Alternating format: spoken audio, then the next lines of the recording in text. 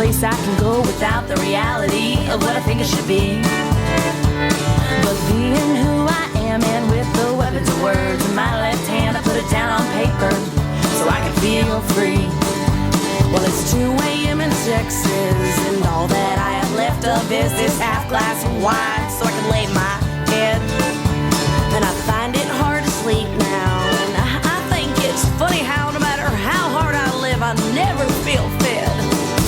So please, please, just leave me alone. Let me be who I wanna be. Let me cry if I need to cry. Let me sing how I wanna sing. Act out when I'm feeling proud. I'm weak almost every day, and that's a part of what makes me free. So let me be who I wanna be. Now people say I talk a lot, but they don't know what I got deep down in the silence of my soul.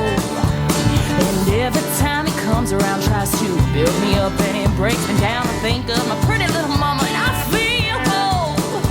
Well, I strayed away from Jesus, a symbol that seems to please us. But I know God, he made me who I am. And he built me like a lion, so that even when I'm crying, I can lick my wounds and be filled with his grace again.